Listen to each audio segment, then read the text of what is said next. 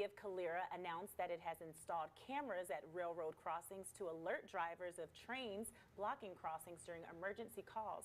And joining me this morning is Fire Chief Sean Kendrick and IT Director James Fuller. We appreciate you for being with us today. Thank you for having us. All right, so first off, what made you all want to install these cameras? One big reason is with our public safety being so spread out through our city, a lot of times, they're responding from one side of the city to the other, and we have two different train lines that run through our city, and one of them is right through the middle. And so one issue they kept running into was as they're responding to a call, the train would either be switching in our switching yard or going through the crossing, and so they would have to find a detour.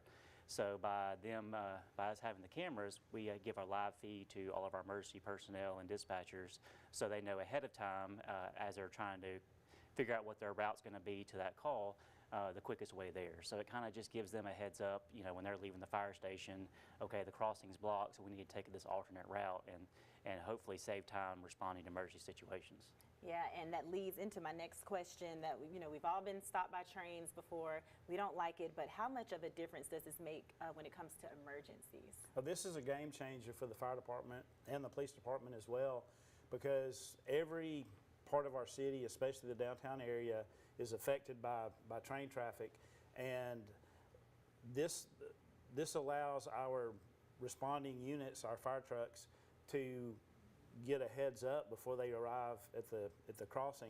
Before, they would have to drive several minutes before they arrived at the crossing to realize it was blocked, and they would either have to turn around and take an alternate route or dispatch another unit. So this saves minutes on our emergency response. So this is definitely a game changer and a lifesaver as well. Yeah, I was going to say that makes a world of difference with that time there. Now, how exactly do these cameras work? Okay, so several of the cameras that we have in our downtown area are affixed to our city buildings. So one of them is on our police department, the other is on our new Main Street Pavilion, and another one is at our Public Works facility. So those three cameras were already in place.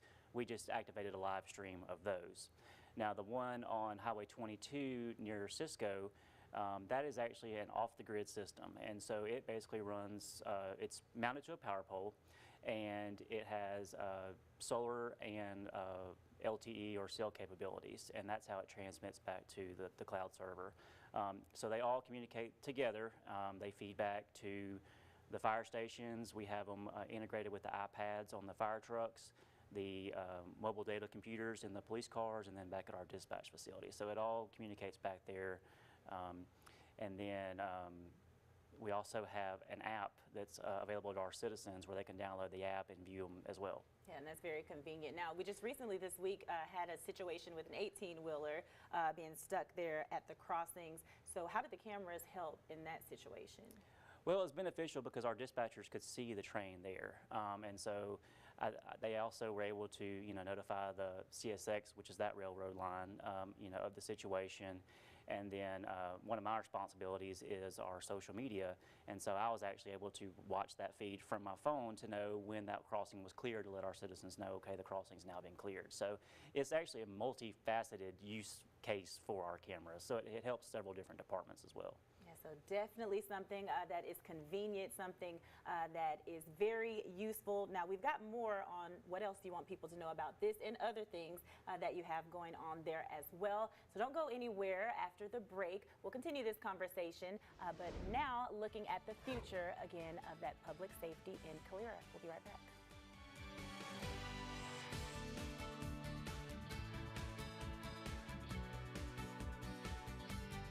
All right, we are back, and we're still here with Fire Chief Sean Kendrick, IT Director James Fuller, and now we are going to talk about a little bit of the future of public safety for the city of Calera and just what you all have going on.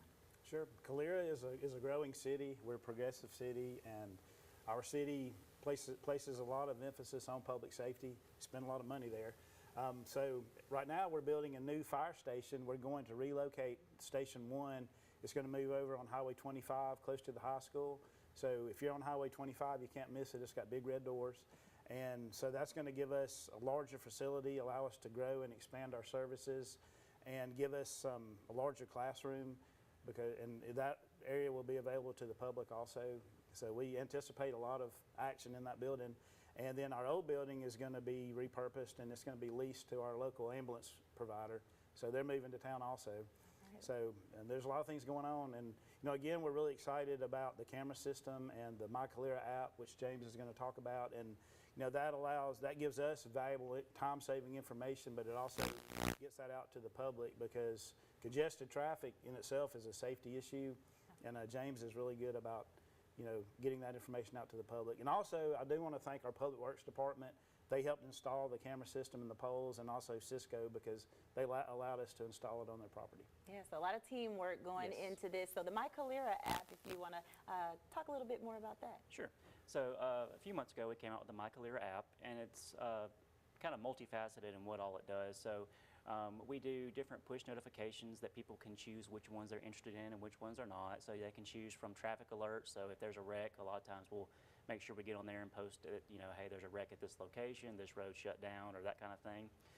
And then we also have other notifications. So like if they want to be notified of different events going on in our Main Street downtown area, or really just all kinds of different things. And we tend to add more and more as we go, because more people are interested in different things, and so we try to accommodate that for everybody, so they're keeping informed of what they are interested in. And one thing we've kind of realized is a lot of people are taking breaks from social media and things like that, and so they want to be able to get the information, but sometimes the only way to get that is through either an app or email or that kind of stuff. So we're trying to make it to where everybody is as informed as possible without just using social media or our website. So it's kind of just an extra way to keep everybody informed of what's going on. Yeah, I'm sure that'll be very useful, because an app, you get that notification, That's you'll right. know which road to avoid. Exactly. Now, anyone wanting to keep up with everything you all are doing, looking for more information there, where can they find that?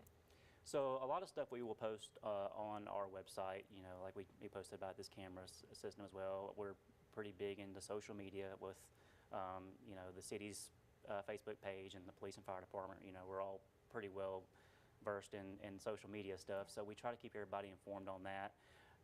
And then, council meetings. A lot of times, our council meetings, they're broadcast on our YouTube channel, and so that a lot of times we give updates, each council meeting as to things that we're working on, so that's another good way to stay informed. All right, a lot of great things going on in Calera. We appreciate you guys for being with us this morning. Thank you for having us.